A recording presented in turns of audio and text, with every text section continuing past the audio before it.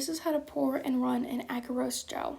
Step 1 is to measure 2 grams of agarose and add it to 100 milliliters of TAE in a 200 milliliter beaker or flask.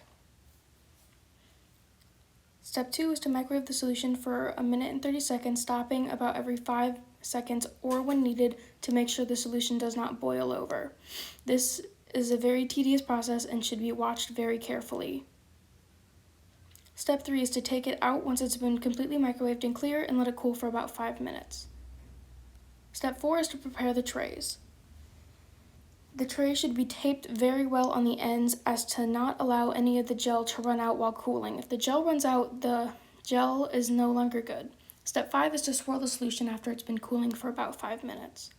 Step 6 is to add 2 microliters of ethidium bromide to the solution and then swirl the solution to ensure that it is completely distributed throughout the solution. Step 7 is to pour the solution in the trays and then add the combs to the trays to create the wells, as shown here. Step 8 is to allow the trays to cool for about 15 minutes, and while that is happening, you can set up your electrophoresis rigs. Make sure that the color plugs are plugged into the correct rigs on the machine and onto the rigs. Step 10 is to prepare the samples. You're going to want 3 microliters of your sample and 3 microliters of your dye. 2 of these are my sample and 1 is a ladder, which is the 1 kb ladder. Step 11 is to remove the combs from the cooled gel. Make sure to not rip the gels as you're taking the combs out. Step 12 is to place the trays in the gel electrophoresis rigs as I have shown here. Make sure the wells are pointed towards the black side as to make sure it's running correctly.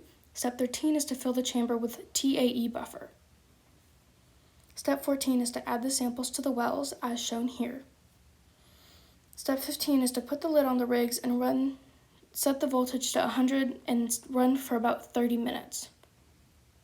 Once gels are done, you can take them out and take it to the imaging trays. You want there to be blue lines slightly under the wells.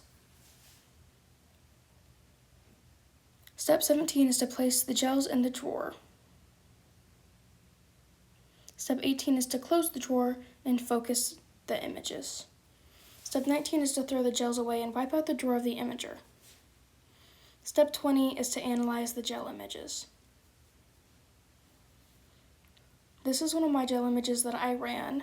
The yellow arrow is pointing to a very faint line that ran through, and the purple arrow is pointing to the ladder I ran. This is another one that I ran, and the yellow arrow is pointing to a much better represented lines, as well as the purple one pointing to the ladder I ran with it.